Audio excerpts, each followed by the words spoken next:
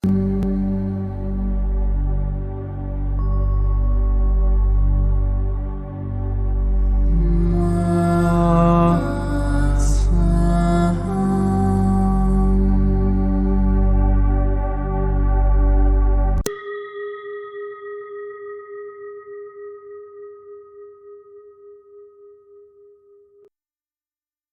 qui suit est la transcription d'un échange entre Mathias de Stefano, désigné ici comme moi, et son soi supérieur désigné comme je suis. Dans cette capsule, la voix féminine incarnera le moi, tandis que la voix masculine représentera le je suis. Cette conversation intitulée Décision a été réalisée le 1er octobre 2020. Aujourd'hui, j'ai décidé d'aller à la pyramide pour écrire tout ce que tu m'as montré pour aujourd'hui. Les pieds guident le chemin, les pas que nous faisons, là où nous voulons aller. Et donc, si les genoux impliquent les changements inévitables qui ont modifié notre vie par des aspects extérieurs, alors les pieds impliqueraient les décisions que l'on a prises et décidées sur son propre chemin.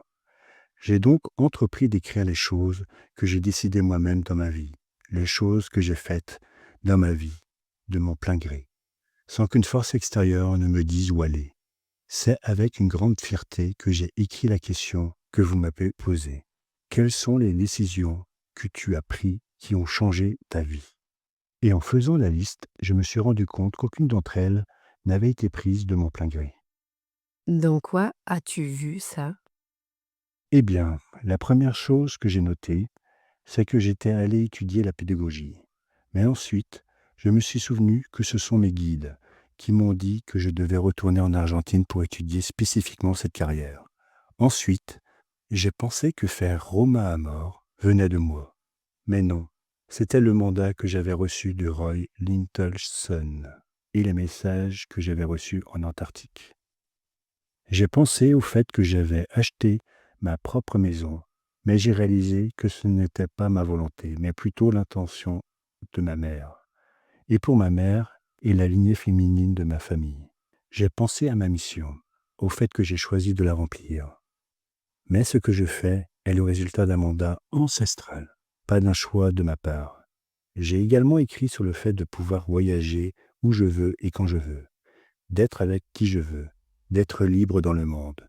Et je pense que c'est la seule chose que j'ai ressentie comme mienne. Bien que la plupart du temps, je voyage pour des missions, pour des tâches, et ma tâche est de voyager. Alors soudain, j'ai senti que ce n'était pas vraiment ma décision. Que signifie pour toi décider? Être capable de choisir moi-même les choses que je veux vivre. Et aujourd'hui, j'ai réalisé que toutes les choses que je pensais avoir décidées n'étaient pas comme ça, mais étaient planifiées ou dépendaient de réactions du passé ou de l'environnement. Et cela me fait me demander, suis-je vraiment libre de prendre mes décisions et de choisir? Tout d'abord, comprends ce que signifie réellement décider. Il vient du latin decidere, qui trouve son origine dans le verbe caedere et signifie couper. Couper, comme des ciseaux? Exactement. Couper quelque chose, le séparer de quelque chose d'autre. Cette racine étymologique donne également naissance au mot espagnol caer.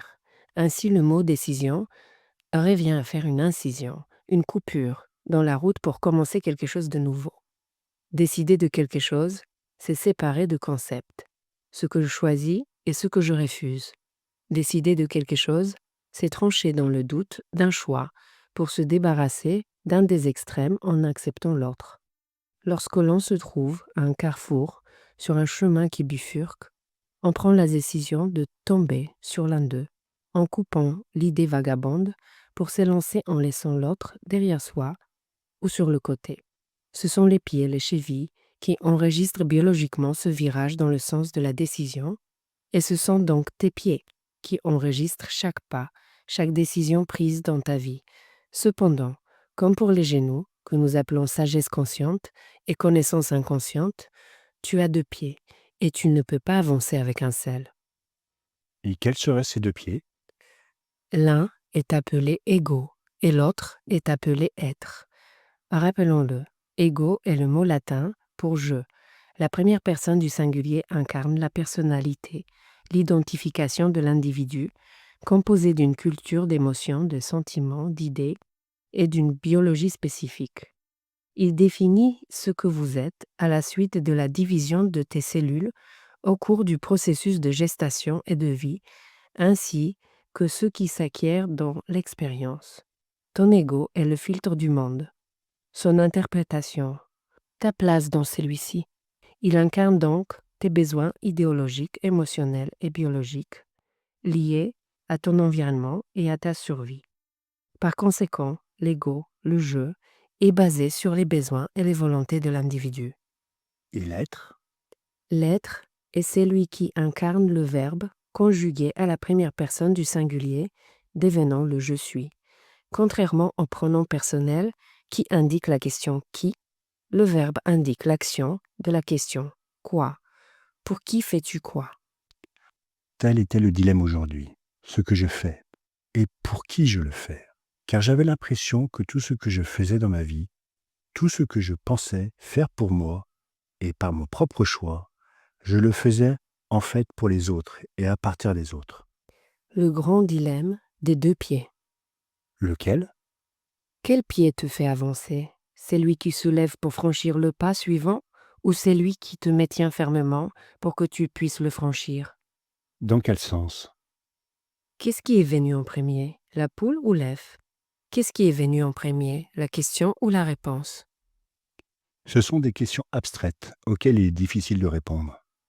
Qu'est-ce qui est venu en premier, le je ou le suis? Je comprends. C'est un ouroboros, comme le serpent qui se mord la queue. Un palindrome, comme je suis. Alors réfléchissez. Qui prend les décisions dans ta vie? Les deux. Vous, les humains, êtes issus d'une seule cellule, comme tous les êtres vivants, organismes unicellulaires qui ont appris à effectuer des mitoses, partageant du matériel génétique, se multipliant et se diversifiant au cours de l'évolution.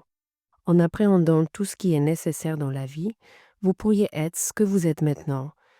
Les plus de 30 milliards de cellules que possède un être humain moyen sont issues d'une seule. Et pourtant, ils sont tous différents et ont des potentiels différents les uns des autres. Elles formaient des organes et étaient divisées entre elles, même si elles ne formaient qu'un seul corps. Mais la conscience humaine, le développement de la contemplation de l'extérieur, ont conduit l'individu à se voir séparé du reste, ce qui a créé une culture basée sur le regroupement et la séparation des choses. Le cerveau a été conçu pour cataloguer des objets et des situations afin de pouvoir analyser les probabilités plus rapidement et prédire les situations, ce que nous avons déjà expliqué avec préjugés. Or, cela a également généré l'idée de séparation du monde intérieur, de l'esprit, de l'âme et du corps, de l'être en tant qu'aspects divers. Il a séparé les cieux de la terre, le divin du mondain. Chaque décision que les humains ont prise au cours de leur histoire ont divisé le monde en concepts duels et opposés. Et c'est ainsi que se construit la lutte entre les parties, la bataille conceptuelle et réelle, dans bien des cas entre les polarités, toutes deux cherchant à se libérer de la force opposée qui les contrôle ou les emprisonne, le pronom luttant contre le verbe. Vois-tu l'ironie? Il serait impossible de créer. Nous ne pourrions rien manifester ni décréter des idées. Le verbe et le pronom deviendraient inutiles. Les luttes entre tribus, entre peuples et cultures pour la faim, le territoire, la religion, ont commencé à prendre forme philosophiquement, idéologiquement et conceptuellement. Ainsi, les êtres sur le chemin de l'éveil se positionnent dans une vision déterminante du cosmos, dans laquelle on pense qu'il existe une force extérieure et spirituelle ou universelle qui nous guide, contrôle, domine, nous détermine, et que les humains sont de simples marionnettes d'un jeu d'échecs cosmique manipulé par des élites interdimensionnelles. Et ce n'est pas le cas? Nous discuterons de ce fait en profondeur plus tard, mais pour l'instant, je veux que tu comprennes ce concept. Dis-moi, qui a le plus avancé dans la civilisation humaine? Ceux qui croient et en foi, en une force supérieure, ou ceux qui se sentent libres, développent ces capacités de manière illimitée? Je dirais que le deuxième groupe, les athéistes, les agnostiques et les scientifiques ont fait plus pour le progrès de l'humanité que ceux qui croient en un ordre schématisé par un esprit supérieur. Et sais-tu pourquoi cela arrive? Non, je ne sais pas. Parce que celui qui croit à la possibilité d'un esprit supérieur à l'individu se limite à l'espoir d'être sauvé de ses maux sans responsabilité pour ses actes, et à la fois de croire aux certitudes sans avoir besoin de chercher diverses réponses en profondeur.